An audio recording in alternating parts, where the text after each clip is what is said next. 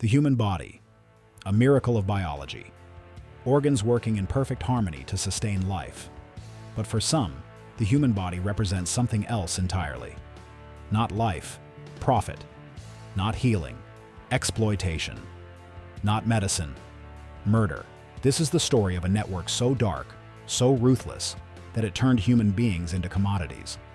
A story of underground clinics spanning 2 continents where organs were harvested from the living and sold to the highest bidder. And this is the story of how an elite global force exposed the nightmare and brought it to an end. It began with missing persons reports that didn't make sense. Not the typical cases. Runaways, domestic disputes, voluntary disappearances. These were different. Economically vulnerable individuals, migrants, homeless people, unemployed laborers, vanishing from cities across Eastern Europe and Central Asia without explanation. Authorities dismissed most cases. Transient populations move frequently. Documentation is poor. People fall through the cracks. But deep within secret elite's human trafficking division, an analyst noticed something others missed. The disappearances clustered around specific cities. Cities with no apparent connection except one detail. Each had a recently established private medical clinic offering organ transplant services. The correlation seemed impossible. Legitimate transplant centers operate under strict regulatory oversight. Organ donation follows rigorous protocols. Wait lists are managed transparently. The idea that private clinics could be involved in something illicit was almost unthinkable. Almost. The analyst dug deeper. The clinics in question shared unusual characteristics. All were established within the past 3 years. All were funded through complex corporate structures registered in offshore jurisdictions. All advertised minimal wait times for organ transplants. A promise that defied medical reality, where patients often wait years for compatible donors. And all had patient testimonials from wealthy clients who received transplants with suspicious speed. A businessman who needed a kidney and received one within 6 weeks. A politician's family member who got a liver transplant in under 2 months. A foreign national who traveled specifically for a heart transplant and returned home within 90 days. In the legitimate medical world, such timelines were impossible. Organ matching is complex. Compatible donors are rare. Wait lists are long. Yet these clinics were delivering organs on demand. The only explanation was one that traditional law enforcement refused to consider. They had a supply chain that operated outside legal donation systems. Secret elite escalated the investigation to maximum priority. If the assessment was correct, they were looking at an industrial-scale organ trafficking network. People weren't just disappearing. They were being harvested. Phase 1 was deep investigation. Financial analysts traced the corporate structures funding the clinics. The ownership maze led through shell companies in Panama, Cyprus, and the Seychelles. Classic money laundering architecture. But behind the layers, connections emerged. The same individuals appeared as directors across multiple entities. Bank transfers moved in synchronized patterns. The clinics weren't independent operations. Surveillance teams were deployed to monitor clinic activities. What they observed was chilling. The facilities operated with 2 distinct patient flows. Wealthy clients arrived through front entrances, received luxury accommodations, and underwent transplant procedures performed by credentialed surgeons. But in the late hours, different vehicles arrived at service entrances. People were brought in unconscious or sedated. They entered through back corridors. Electronic surveillance revealed the truth. Intercepted communications between clinic administrators discussed procurement, inventory, and harvesting schedules. Medical supply orders included surgical instruments used specifically for organ extraction. And encrypted financial transactions showed payments corresponding to successful transplant procedures. But these payments weren't going to organ procurement organizations. They were being distributed to a network of intermediaries. The network structure was sophisticated beyond measure. At the top, a coordinating cell managed operations across 15 cities in 9 countries: Romania, Bulgaria, Moldova, Ukraine, Kazakhstan, Kyrgyzstan, Uzbekistan, Pakistan, and one undisclosed Southeast Asian nation. They owned or controlled 23 private medical clinics under various corporate fronts. Below the coordination level, specialized units handled specific functions. Procurement teams identified and abducted vulnerable individuals: the homeless, undocumented migrants, unemployed laborers, and in some cases, people lured by fake job advertisements. Transport teams moved victims between cities using legitimate medical transport vehicles. Medical teams, composed of trained surgeons who had abandoned ethics for profit, performed the extractions, and disposal teams ensured that victims who didn't survive the procedures disappeared without trace. The client base was equally disturbing. Wealthy individuals from across the globe paid between $200,000 and $1 million for organs, depending on type and urgency. The network advertised through encrypted channels, promising rapid transplants with no waiting lists and complete discretion. Patients traveled to the clinics under the guise of medical tourism. They received their organs, recovered in luxury facilities, and returned home without authorities ever knowing the source of their transplants. But the human cost was beyond calculation. Intelligence analysis suggested that over 4 years, the network had processed more than 600 victims. Some survived with one kidney removed, waking up in back alleys with surgical incisions and no memory of what happened. Others didn't survive the procedures, their bodies disposed of in remote locations or through crematoriums that asked no questions. And some were kept alive but completely harvested: kidneys, liver segments, corneas, and tissue, until there was nothing left to take. The financial scale was staggering. The network generated an estimated $320 million over 4 years. Money laundering operations ran through legitimate businesses, real estate investments, medical equipment companies, and pharmaceutical distributors. Profits were split among network leadership and reinvested into expanding operations, opening new clinics, recruiting more surgeons, and improving procurement efficiency. Traditional law enforcement was completely blind to the operation. The clinics had proper licenses. The surgeons had legitimate credentials. The corporate structures appeared legal. And the victims, society's most vulnerable, had no advocates demanding investigations when they disappeared. This was where secret elites' unique capabilities became critical.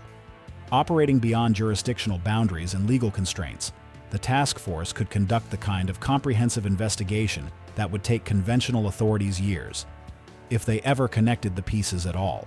The breakthrough came from an unexpected source. A surgeon, recruited into the network but increasingly disturbed by what he witnessed, made contact through an anonymous tip line. He provided detailed information about one clinic's operations, including patient records, showing the true source of transplanted organs, disposal protocols for victims who didn't survive, and upcoming procurement schedules. His information was verified through cross-reference with surveillance data. Everything matched. The task force now had an insider willing to cooperate and provide real-time intelligence. But they also had a moral imperative. Victims were being held at clinic facilities at that very moment, awaiting procedures that would kill them. Secret elite made the decision. They would execute simultaneous raids on all 23 clinics across 9 countries, coordinated to prevent any warning from reaching other facilities. The operation would be the largest coordinated strike against human trafficking in the organization's history. The planning phase was extraordinarily complex. Some clinics operated in countries with cooperative governments. Others were in regions where corruption ran deep and local authorities couldn't be trusted. Some facilities were standalone buildings. Others were embedded within legitimate hospital complexes. Each location required customized tactical approaches. The task force assembled over 300 elite operators, including medical personnel trained in emergency trauma care, forensic specialists to document evidence, and linguists who could communicate with victims speaking 8 different languages. Legal frameworks were established through emergency protocols and diplomatic channels. And most critically, medical evacuation capabilities were positioned to transport rescued victims to legitimate hospitals for immediate care. 0 hour was set for 0300 across all time zones. The raids had to be simultaneous. Any delay, any warning would result in evidence destruction and victim elimination. The night of the operation, the network had no idea what was coming. In their arrogance, they believed their corporate structures and political connections made them untouchable. They were wrong. In Bucharest, a luxury clinic operating in an upscale medical district was breached by a tactical team. The front entrance was locked. The back corridors were guarded. None of it mattered. Within 90 seconds, the facility was secured. In the operating theaters, surgeons were found mid-procedure, literally in the process of removing a kidney from an unconscious victim. The procedure was stopped. The victim was stabilized, and the medical team was detained. In the basement levels, the full horror was revealed. 11 individuals, held in small rooms, sedated, with IV lines attached. Medical charts documented their organ compatibility profiles. They were inventory, waiting to be harvested. In Chisinau, a clinic disguised as a dialysis center was raided simultaneously. The facility appeared legitimate from outside, but the raid revealed hidden surgical suites in underground levels. 4 victims were found in recovery rooms, post-operative, missing kidneys, in critical condition. Emergency medical teams began immediate treatment, while evidence collection teams documented everything. In Almaty, the clinic operated within a legitimate hospital complex, using after-hours access to operating rooms that hospital administrators believed were unused. The task force had to differentiate between legitimate patients and trafficking victims while securing the facility. 8 victims were identified, some awaiting procedures, others recovering from extractions. All were evacuated to secure medical facilities. Across Eastern Europe and Central Asia, the pattern repeated. Tashkent, Bishkek, Lviv, Varna, Karachi. Each raid revealed the same systematic horror. Victims held against their will. Surgical teams prepared to harvest organs. Medical records documenting procedures that should never have happened. But the most critical strikes targeted the network's command and financial operations. In a European financial center, the coordination cell operated from executive offices disguised as a medical consulting firm. They managed clinic operations, coordinated victim procurement, arranged client services, and processed financial transactions. When the task force breached the facility, they found comprehensive records, patient databases, financial ledgers, procurement schedules, and client lists spanning 42 countries. The data was devastating to the network. Every transaction documented, every victim recorded, every surgeon identified, every client named. The organization had kept meticulous records, never believing they would be discovered. By dawn, the operation was complete. 23 clinics raided across 9 countries. 147 victims rescued from various stages of the trafficking pipeline, some awaiting procedures, others recovering from extractions, and tragically, some in critical condition from botched surgeries. Ages ranged from 19 to 57. They came from 14 countries. All believed they would die in those facilities. All were saved. The network operatives fared differently. 193 individuals detained, including 54 surgeons, 38 procurement team members, 47 clinic administrators, 21 transport coordinators, 18 disposal team members, and 15 members of the command cell. Evidence seized included complete medical records, financial databases, client lists, and communications archives. The medical aftermath was complex. The rescued victims required immediate care. Some needed surgery to address complications from forced extractions. Others required psychological support to process the trauma. All needed protection. Many feared retaliation from the network or criminal organizations connected to their abductions. Secret elite coordinated with legitimate medical institutions to provide care. Victims were placed in protected facilities where trauma specialists, surgeons, and social workers could address their needs. The process of rehabilitation would take months, but they were alive and safe. The prosecution phase was equally comprehensive. The detained network members faced charges in multiple jurisdictions: human trafficking, unlawful organ removal, kidnapping, conspiracy to commit murder, and in cases where victims died, murder charges. Evidence was overwhelming. Convictions came swiftly. Sentences were measured in decades, but perhaps most impactful was the client prosecution. The network's database contained names of 263 individuals who had received trafficked organs. They were located across 38 countries. Some were business executives. Others were politicians. Several were celebrities. All had paid hundreds of thousands of dollars for organs taken from unwilling victims. Arrest warrants were issued. Extradition processes initiated. In jurisdictions where organ trafficking was prosecuted aggressively, clients faced criminal charges.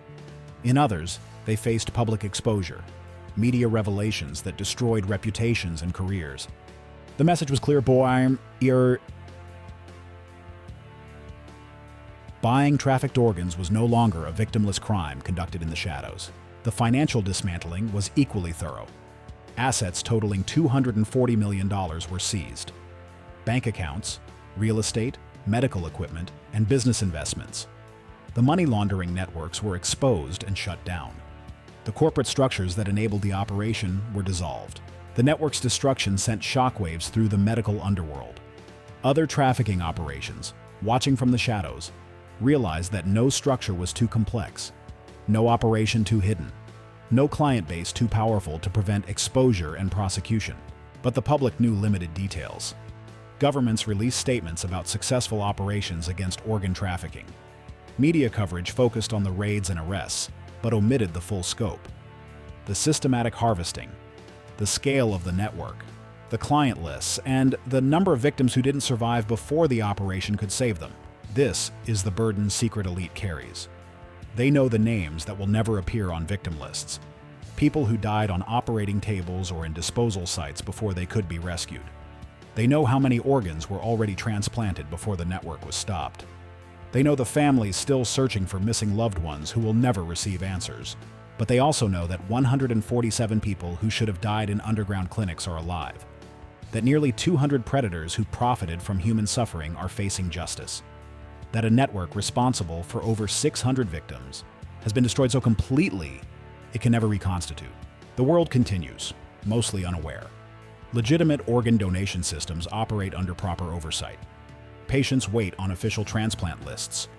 Donors give the gift of life through legal channels. The system works because the criminal alternative was stopped. This is what secret elite does. They face horrors that most people cannot comprehend. They hunt predators who operate beyond laws and borders. They rescue victims from fates that shouldn't exist in civilized society. And they do it in silence, without recognition, without thanks. The operation is closed. The victims are safe. The network is destroyed. But the mission continues. Because somewhere in the world, another criminal network sees vulnerable people as profit. Another clinic is being established. Another victim is being targeted. And when that moment comes, the response will be the same. Silent. Coordinated. Devastating. Not on our watch. Not while we breathe. Not ever.